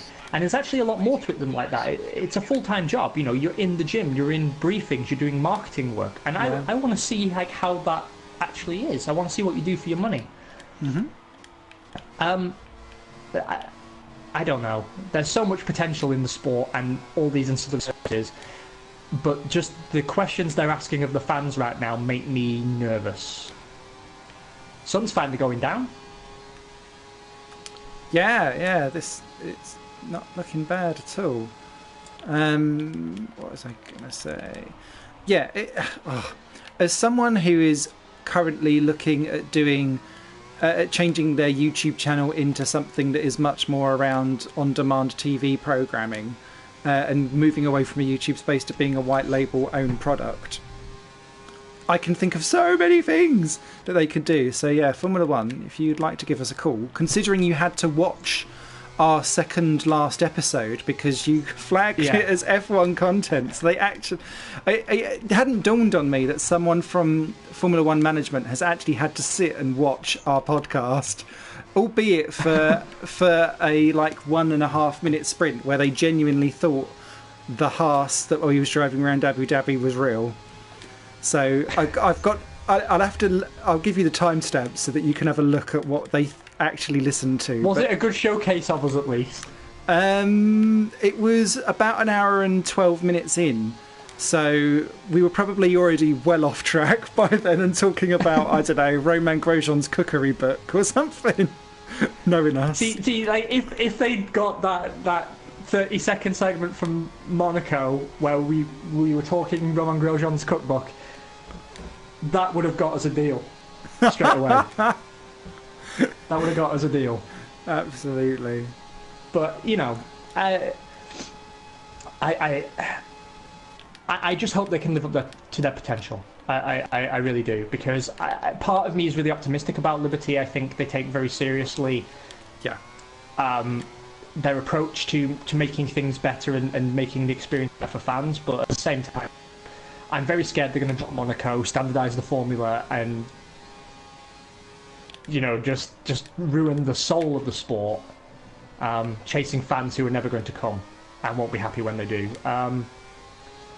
Yeah. Shall we discuss? I don't know how many laps you've got left because I'm watching you 7. in full O vision.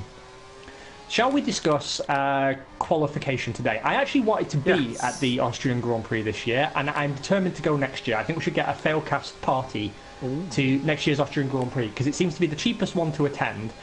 The weather tends to be quite nice. It's a beautiful setting, and the town is right outside the racetrack, so you don't have to mess around with poverty wagons. How did you enjoy qualifying? I thought it was quite an interesting session, personally. Yeah, I enjoyed it actually as well. It was always good to see someone new on pole, which is good. And I was loving the fact that 1.4 seconds covered the whole grid in Q1, which I think has got to be the tightest grid from top to bottom that we've had probably since 2009. Because that was another year where everyone was under 2 seconds often. Yeah, and now they're going to bugger it up next year by changing the formula again. I know. Ooh, that's not how we do that corner. The only thing that disappointed me a little bit was Toro Rosso. I don't know if you saw their new front wing, but I think it looks beautifully designed, and I was really hoping that they'd take a step forward. Gasly had a respectable showing, but again, Hartley, the guy can't catch a break. And we didn't have the front wing in the end because he broke it earlier on. Exactly, and I'm just wondering how much that hurt him. It's hard to say, isn't it, really? But it's strange. They've changed their tune because apparently Toro Rosso have said, well, we don't want to get rid of him anymore. I don't know why they've said that. I don't know if that means they've just given up on replacing him for this year and he's gone next year or what. I mean, it's not like them to care about the backlash from fans who think, they're caveating him. But they do seem now to say, well, no, he's going to stay out the season with us at least. But for that announcement to come out and then him to be so completely underwhelming, he's just breaking my heart. You're breaking my heart, Brendan. I got a lot of love for you, man, and I really want to see you do well, but it just seems you can't find your feet.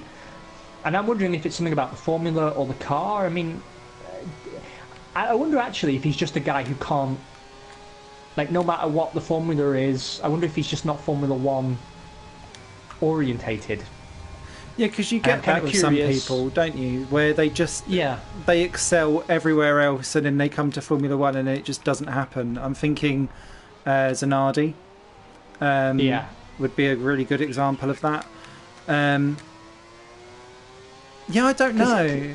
Part of me also thinks, that the years in world endurance, like coming into Formula One, then being out for so long. Because you and I always say, once you're out of Formula One, really you're out.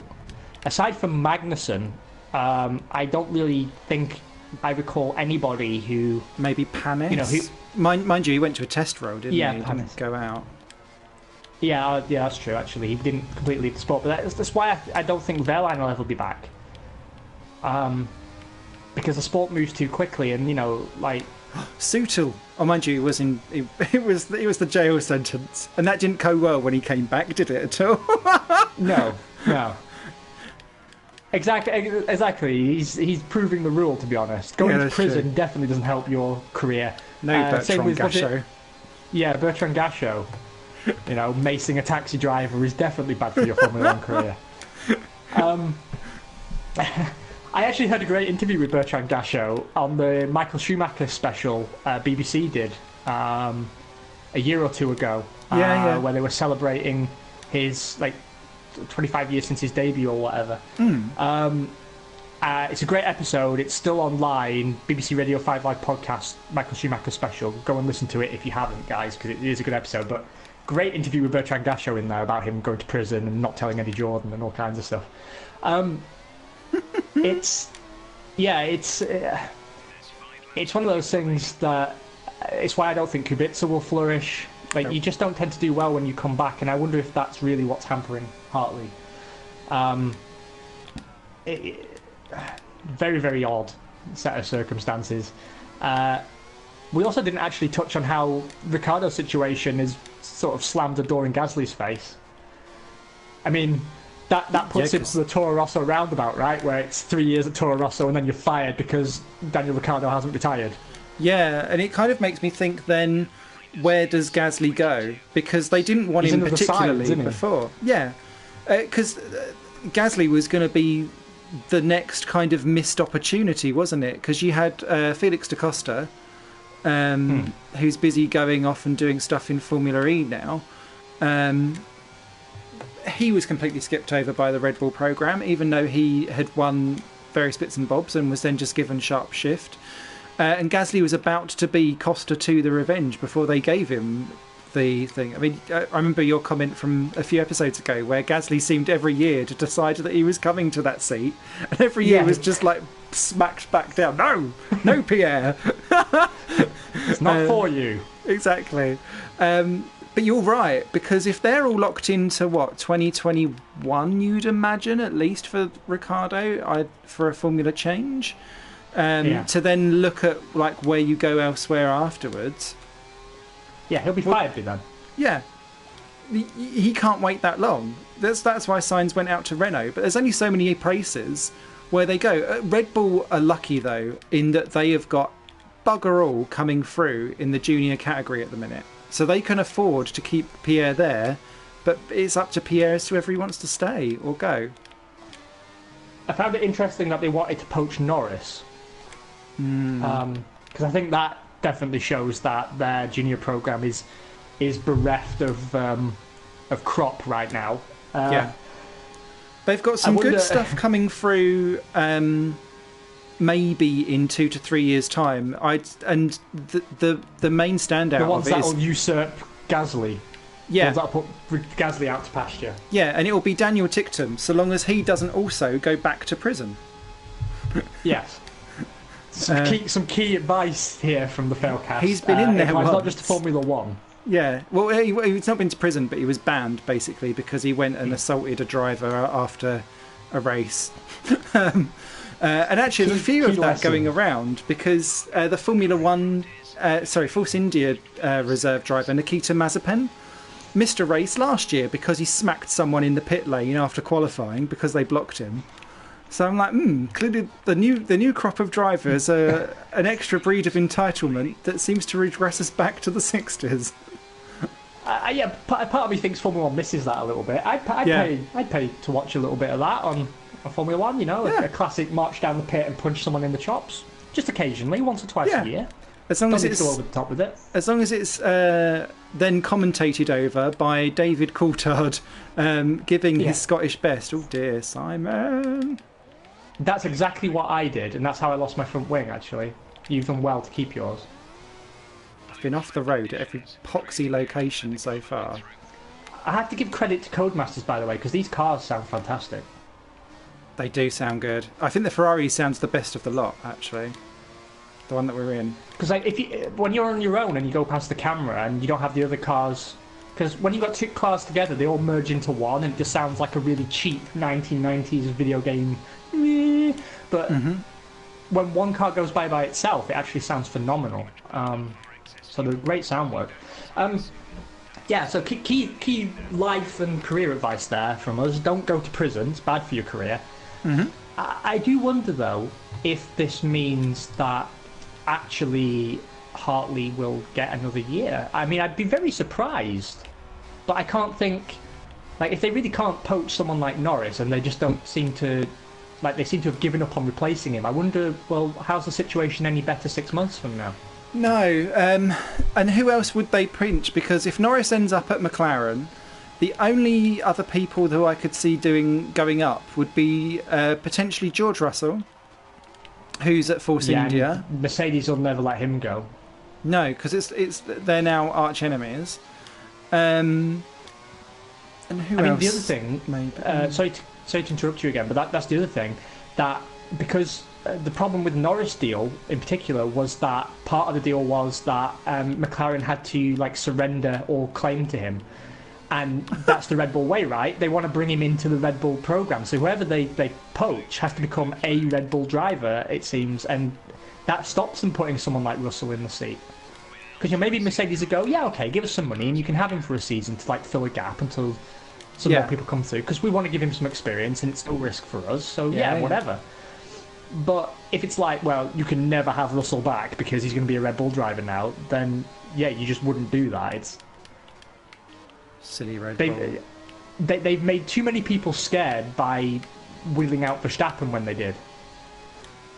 That now young drivers really are.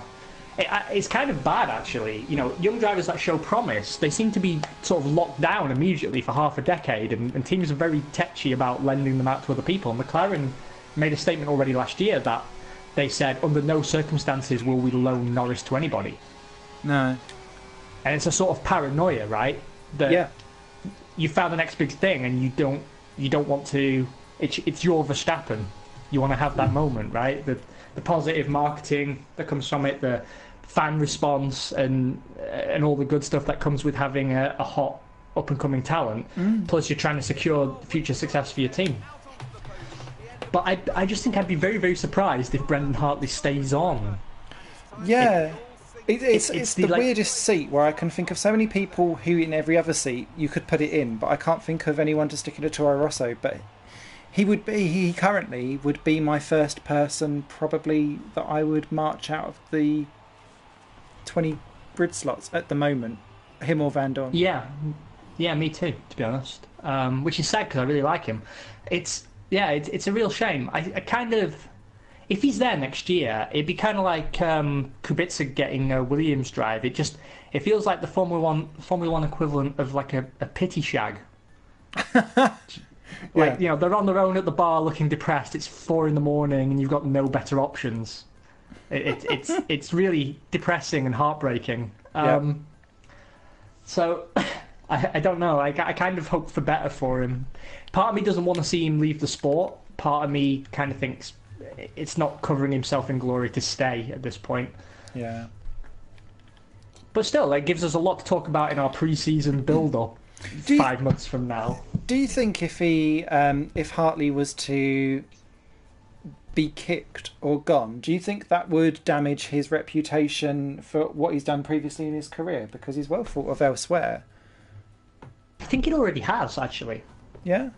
Because, I mean, I'm quite surprised, actually, by the number of F1 fans in inverted commas, on Twitter who have no idea he's a multiple endurance champion.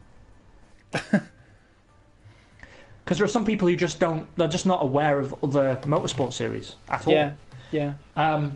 And you see a lot of people saying, oh, he's fucking terrible, there's nothing redeemable about him. And you think, well, that's not strictly true, is it?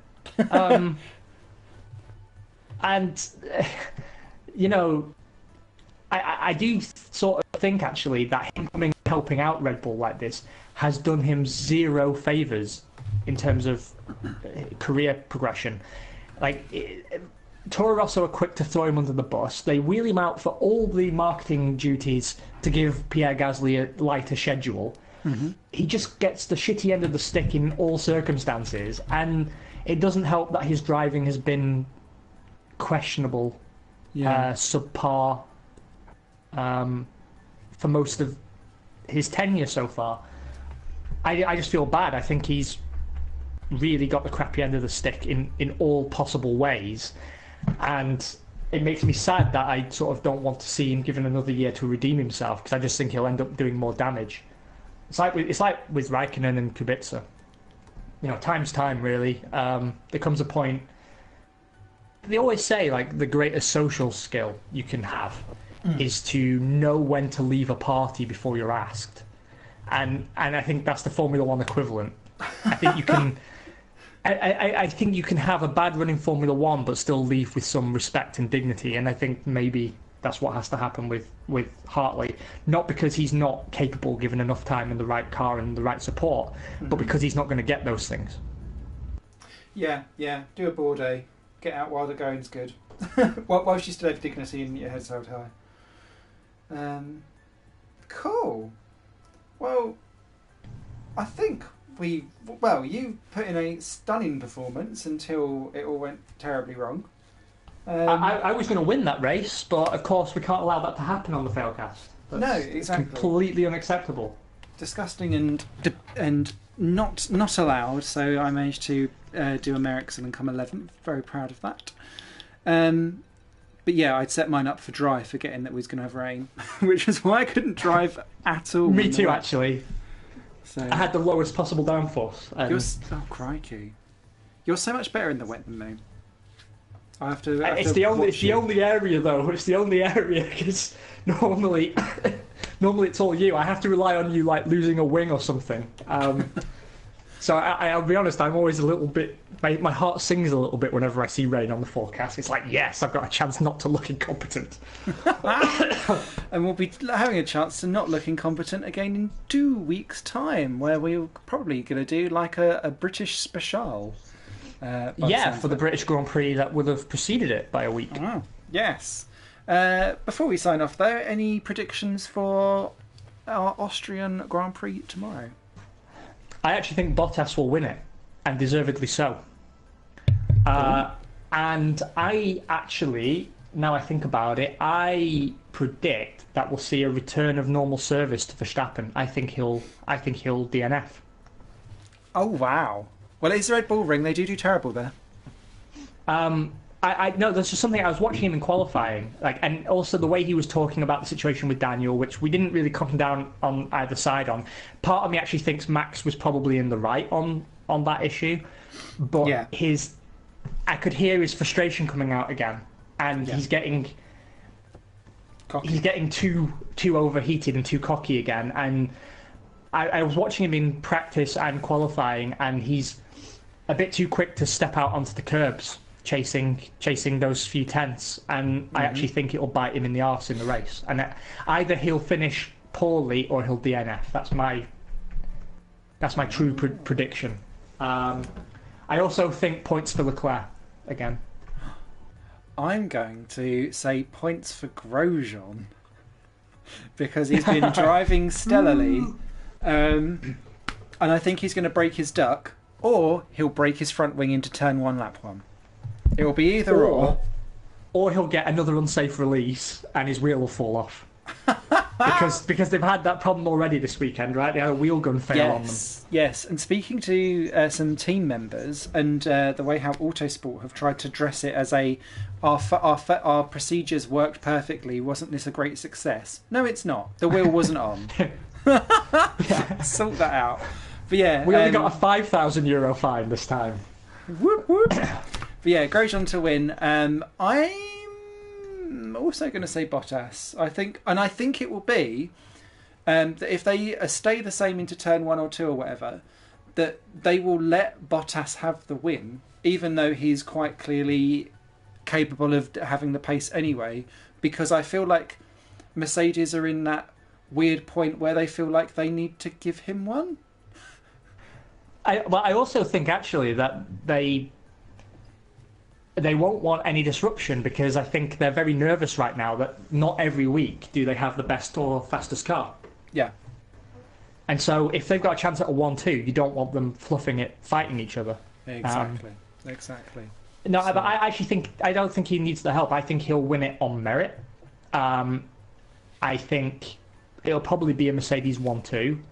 And I expect Vettel will complete the podium. I think Raikkonen will have a crappy race. Yep. That's an honest projection. Points for Leclerc, maybe only one. I think Magnussen will beat Grosjean actually on race pace. That's my other thing. Okay. Well, we shall wait and see, shan't we? Yes. I think it will be a good race tomorrow. I'm excited for it. Yeah, and it's always good, I'm also excited to get on with another race in 2 weeks' time with you, good sir. Yes, thank you so much for joining us on our cast. Thank you to Flo, who did say hi in the chat. The woman didn't speak out because my phone's been playing up, so I couldn't get her to speak. But yeah, join us again in 2 weeks' time, and stay tuned to more Failcast stuff. Bye for now. Bye, Ziz. I don't